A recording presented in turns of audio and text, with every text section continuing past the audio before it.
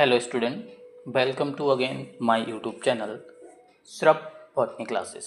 आज की इस वीडियो में मैं बीएससी सेकेंड सेमेस्टर के केमिस्ट्री के प्रीवियस ईयर क्वेश्चन को डिस्कस करूंगा जो 2023 में पूछे गए थे।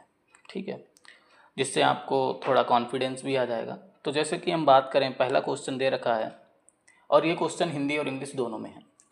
विच of the following is the simplest form of carbohydrate. Carbohydrate की सिंपलेस्ट फॉर्म जो होती है वो एल्डिहाइड और कीटोन ग्रुप के फॉर्म में होती है। ठीक, तो राइट आंसर इसका हो जाएगा सी। अगला क्वेश्चन है the general formula of carbohydrate is. Carbohydrate का जो जनरल फार्मूला होता है वो CH2O का होल एन होता है। ठीक है, अगला क्वेश्चन है इनवर्ट शुगर। जैसे कि इसमें से बहुत सारे क्वेश्चन हम अपनी पुरानी वीडियोस में डिस्कस कर चुके हैं। तो द इनवर्ट शुगर कौन सा होता है? सुक्रोज होता है, जो इन्वर्टेज एंजाइम की प्रेजेंस में हाइड्रोलाइज करता है और क्या बनाता है? फ्रक्टोज और ग्लूकोज बनाता है। ठीक है, तो ये ध्यान रखना। इसके बाद हम बात करेंगे द रिड्यूसिंग शुगर इज। तो रिड्यूसिंग शुगर की हम जब बात करते हैं कौन सी हो, तो जैसे कि हम पढ़ चुके हैं कि glucose is a reducing sugar. ठीक, अब आगे हम बात करते हैं कि सुक्रोज इज अ। सुक्रोज क्या है? एक डाइसेकेराइड है, क्योंकि दो मोनोसेकेराइड से मिलकर बना होता है। कौन कौन से? फ्रक्टोज और ग्लूकोज से मिलकर बना होता है। ठीक है, तो इसलिए कैसा हो जाएगा? डाइसेकेराइड हो जाएगा। ठीक, इसके बाद आ जाता है माल्टोज के बीच किस टाइप की लिंकेज पाई जाती है। तो माल्टोज जो होता है उसके बीच पाई जाती है अल्फा 1,4 लिंकेज पाई जाती है। तो आप जितने भी डाइसेकेराइड हैं और पॉलीसेकेराइड हैं उनके बीच जो लिंकेज प्रेजेंट होती है, मतलब ग्लाइकोसिडिक बॉन्ड प्रेजेंट होता है, वो किस फॉर्म में प्रेजेंट होता है वो जरूर याद कर लेना। एक टेबल डाउनलोड कर लेना गूगल से, उससे लिंकेज याद कर लेना। किसी ना किसी की लिंकेज पूछ ली जाएगी तुम लोगों से। ठीक है, major storage form of carbohydrate in animal is. तो हम बात करेंगे तो जो होता है glycogen, in case of plant starch होता है। ठीक है, which one is form of table sugar. Table sugar जो होता है वो सुक्रोज होता है। तो राइट आंसर इसका हो जाएगा ए। अगला क्वेश्चन है 1 mole of sucrose on hydrolysis gives. जैसे अभी तुमसे मैंने बताया, अगर हम 1 मोल ऑफ सुक्रोज को हाइड्रोलाइज करेंगे तो क्या देता है? अभी मैंने बताया कि एक मॉलिक्यूल ग्लूकोज का देगा और एक मॉलिक्यूल फ्रक्टोज का देगा। तो राइट आंसर क्या हो जाएगा? सी।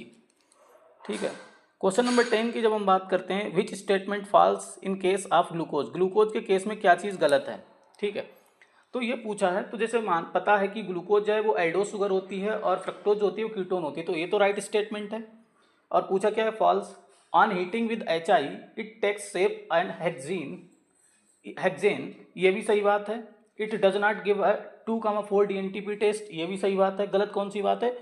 जो ग्लूकोज होता है वो प्राइमरीली पायरेनोज फॉर्म में पाया जाता है, हम अपनी लास्ट वीडियो में बता चुके हैं। लेकिन यहाँ पे बोला it is present in a furanose form. तो राइट आंसर यहाँ पर गलत ग्लूकोज के लिए यही हो जाएगा। ठीक, अगली ये भी हम अपने वीडियो में डिस्कस कर चुके हैं। Ruff degradation is used to reduce the carbon chain in N.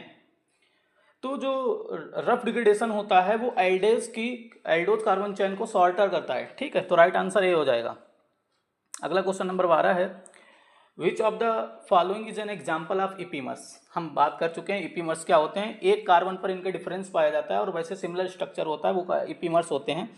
तो देखो ग्लूकोज और मैनोज के भी इपीमर्स, तो यहाँ पर राइट आंसर 2 मिल रहे हैं। ग्लूकोज और मैनोज भी इपीमर्स है और ग्लूकोज एंड गैलेक्टोज भी इपीमर्स होते हैं। ठीक है, तो जो ग्लूकोज और मैनोज होते हैं वो कार्बन सेकेंड पोजीशन पर इपीमर्स होते हैं और ये कार्बन 4 पर इपीमर्स होते हैं। तो यहाँ पर अगर हम इसके एग्जाम्पल देखें तो ये दोनों सही राइट आंसर हैं, बी और सी। लेकिन अगर हम बात करें तो इसमें आप दोनों में से कोई लगा दो तो राइट आंसर आपका हो जाएगा। ठीक, अगला क्या है question number 13, which one of the following is a simplest form of carbohydrate. जो ग्लूकोज जो सिंपलेस्ट फॉर्म होती है कार्बोहाइड्रेट की, ये देखो 3 कार्बन की मोनोसेकेराइड्स हैं, ग्लिसरॉल्डिहाइड। ठीक है, ये 3 कार्बन की हैं। तो जब हम बात करते हैं 3 कार्बन की, तो ग्लिसरॉल्डिहाइड भी 3 कार्बन की और डाईहाइड्रोक्सी एसीटोन भी 3 कार्बन की। उसमें कीटो ग्रुप पाया जाता है और इसमें एल्डोज ग्रुप पाया जाता है। ठीक, तो होता क्या है यहाँ पर, जो ग्लिसरॉल्डिहाइड होता है वो सिंपलेस्ट, सबसे ज़्यादा स्ट्रक्चरली सिंपलेस्ट होता है। तो इसलिए इसका राइट आंसर हो जाएगा ग्लिसरॉल्डिहाइड। ठीक है, क्वेश्चन नंबर 14 की जब हम बात करते हैं, carbohydrate found only in milk is. जो कार्बोहाइड्रेट मिल्क में पाया जाता है वो क्या होता है? लैक्टोज होता है। ठीक है, a positive Benedict test is not given by. Benedict test जो होता है वो रिड्यूसिंग शुगर को बताता है। किसको बताता है? रिड्यूसिंग शुगर को बताता है। अब इसमें पता है कि सुक्रोज नॉन रिड्यूसिंग शुगर है, इसलिए ये पॉजिटिव बेनेडिक्ट टेस्ट नहीं देगा। तो राइट आंसर इसका क्या हो जाएगा? सी। ठीक, इसके बाद हम बात करेंगे the disaccharide have given general molecular formula. जब दो मोनोसैकेराइड को हम आपस में हाइड्रोलाइज मतलब दो मोनोसैकेराइड हाइड्रोलिसिस प्रोसेस के द्वारा जब आपस में जुड़ेंगे तो ग्लाइकोसिडिक बॉन्ड बनेगा, और जब ग्लाइकोसिडिक बॉन्ड बनेगा तो वहाँ से वाटर निकलेगा। तो हमारा जनरल फार्मूला रह जाएगा C12H22O11। ठीक है, क्योंकि एक दो हाइड्रोजन निकल जाएंगे और एक ऑक्सीजन निकलेगा। राइट आंसर हो जाएगा बी। क्वेश्चन नंबर 17 की बात करेंगे। Uridine present in RNA. ठीक है, अब जैसे मान लो 4 नाइट्रोजन बेस हैं। 4 नाइट्रोजन बेस कौन कौन से हैं? एडेनिन है, ग्वानिन है, साइटोसिन है, थाइमीन है, यूरेसिल है। ठीक है, अगर इनके लास्ट में INE लगा है, जैसे कि मान लो यहाँ पे यूरिडीन दिया है, ठीक है, INE लगा है, तो इसका राइट आंसर हो जाएगा। तो ये किस फॉर्म में होंगे? न्यूक्लियोसाइड फॉर्म में होंगे। कैसी फॉर्म में होंगे? न्यूक्लियोसाइड फॉर्म में होंगे। अगर इनके लास्ट में ATE लगा है, अगर जैसे मान लो यहां पर हम बात करें इसकी, तो अगर मान लो यहां पर URIDYLAT, यहां पे लिख रहा हूं सही से, URIDYLATE, तो जो YLAT लिखा है, अगर मान लो ATE, ध्यान रखना, हम खाली तुमको एक ऐसा नहीं कि ये कोई कॉन्सेप्ट है, खाली याद रखने के लिए बता रहा हूं। अगर मान लो यहाँ पर ये ATE लिखा होता तो ये न्यूक्लियोटाइड हो जाता। ठीक, और INE लिखा है इसलिए ये न्यूक्लियोसाइड है। मान लो यहाँ पर ग्लाइसिन वो होता, ग्वानिन होता तो ग्वानोसाइन होता, INE लगा होता।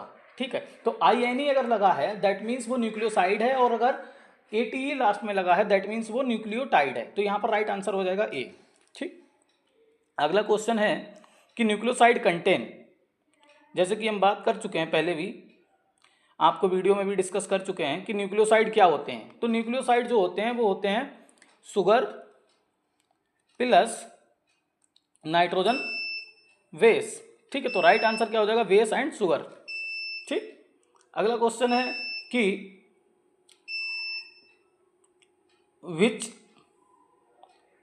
For which of the following compound is a component. जैसे ये देखो शुगर का स्ट्रक्चर दे रखा है, पेंटोज शुगर है, और कैसी शुगर है ये रिंग कैसी है? फ्यूरेनोज रिंग है। कैसी रिंग है? ये फ्यूरेनोज रिंग है। और इसमें क्या दे रखा है? देखो हमने तुमको वीडियो में डिस्कस किया था, सेकंड कार्बन, ये फर्स्ट कार्बन हो गया, ये सेकंड कार्बन पर ऑक्सीजन एब्सेंट है। जब ये सेकंड कार्बन पर ऑक्सीजन एब्सेंट है दैट मीन्स डीऑक्सीराइबोस शुगर है। तो किसमें पाई जाएगी? ये किसका कंपोनेंट होगा? DNA का कंपोनेंट होगा। तो राइट आंसर इसका क्या हो जाएगा? बी। ठीक है, अगला क्वेश्चन है the pentose in nucleotides are. देखो हम जब एनोमर्स पढ़ते हैं, एनोमर्स पे कार्बन नंबर 1 पर जब देखते हैं, जब हम यहाँ पर हम बात करते हैं इसकी शुगर की, तो यहाँ पे क्या होता है? अगर हाइड्रोक्सिल ग्रुप ऊपर है तो अल्फा बीटा, अगर हाइड्रोक्सिल ग्रुप नीचे है तो क्या हो जाएगा? प्लेन के अल्फा फॉर्म। ठीक है, तो हमारी जो न्यूक्लियोटाइड में होती है वो बीटा फ्यूरेनोज फॉर्म होती है, क्योंकि हाइड्रोक्सिल ग्रुप उसमें ऊपर होता है, जो हाइड्रोलिसिस प्रोसेस के द्वारा नाइट्रोजन बेस से क्या बनाता है? ग्लाइकोसिडिक बॉन्ड बनाता है, एंड ग्लाइकोसिडिक बॉन्ड जिसे कहते हैं। तो यहाँ पर राइट आंसर हमारा ए हो जाएगा। ठीक, अगले क्वेश्चन की हम बात करते हैं 21 की। The backbone of DNA is, DNA की बैकबोन पर फॉस्फेट ग्रुप होते हैं जो मतलब बड़ा इजीली वाटर के साथ रिएक्ट करते हैं। तो इसका राइट आंसर हो जाएगा हाइड्रोफिलिक नेचर। अब अगला हमने ये भी डिस्कस किया था, the length of 1 turn off DNA is, एक टर्न के DNA की लेंथ कितनी होती है? 34 एंगस्ट्रॉम होती है। अगर दो नाइट्रोजन बेस के बीच की दूरी पूछी जाए तो 3.4 एंगस्ट्रॉम। ठीक, और अगर यही आपसे नैनोमीटर में पूछ ली जाए तो लेंथ हो जाएगी 3.4 नैनोमीटर, और जो दो नाइट्रोजन 20 की 20 होगी वो 0.34 नैनोमीटर। ठीक है, याद रखना भाई। हम बात करते हैं अगला question, the nucleic acid the bond between the phosphate and hydroxyl group sugar. मतलब जो बॉन्ड बिटवीन होता है phosphate and hydroxyl group of sugar, मतलब जैसे फॉर एग्जांपल ये शुगर है। ठीक है, अब इस शुगर में यहाँ पर क्या होता है? CH2OH होता है, इसके साथ फॉस्फेट ग्रुप जुड़ता है। इसके साथ जब फॉस्फेट ग्रुप जुड़ता है तो यहाँ पर कौन सा बॉन्ड बनता है, यहाँ पर बॉन्ड बनता है फास्फोईस्टर बॉन्ड। तो यहाँ पर कौन सी बॉन्डिंग होती है, ईस्टर बॉन्डिंग होती है, ठीक है। तो ये हो गया 23। Question number 24, chromatin is composed of, chromatin किसका बना होता है, क्रोमेटिन बना होता है न्यूक्लिक एसिड एंड प्रोटीन का बना होता है। तो राइट आंसर ए हो जाएगा इसका यहाँ पे, ठीक। भाई अगर हम बात करें कि 24 की, peptide chain termination occurs with which codon, ठीक है। देखो 3 टर्मिनेटर कोडान होते हैं, एक होता है UAA, एक होता है UAG और UGA। ये 3 टर्मिनेशन कोडान होते हैं जहाँ पर टर्मिनेशन होता है, ठीक है। अगर हम बात करें यहाँ पर तो देखो एक दे रखा है लेकिन एक और ये भी दे रखा है लेकिन एक ये नहीं है, तो यहाँ पे टर्मिनेशन नहीं हो सकता। यहाँ पर देखो एक ये दे रखा है लेकिन ये दोनों नहीं है टर्मिनेटिंग कोडान। लेकिन तीसरे वाले में देखो क्या है, तीनों टर्मिनेशन कोडान दे रखे हैं, इसलिए इसका राइट आंसर हो जाएगा ओनली 3, ठीक। भाई हम बात करते हैं which is a simplest amino acid, इसमें से कौन सा सिंपलेस्ट अमाइनो एसिड है, ग्लाइसिन। तो ग्लाइसिन देखो एक तो सिंपलेस्ट अमाइनो एसिड है, दूसरा इसकी और प्रॉपर्टी याद कर लो, ये ऑप्टिकली इनएक्टिव है, ऑप्टिकली इनएक्टिव है, ये भी याद रखना, ऑप्टिकली इनएक्टिव है। दूसरा याद रखना इसमें कायरल कार्बन नहीं होता है, कायरल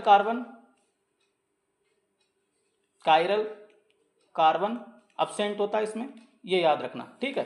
तो ऑप्टिकली एक्टिव होता है, कायरल कार्बन अब्सेंट होता है, और दूसरा चीज सिंपलेस्ट अमाइनो एसिड है, क्योंकि कायरल कार्बन अब्सेंट है इसीलिए ऑप्टिकली इनएक्टिव होता है, ठीक है।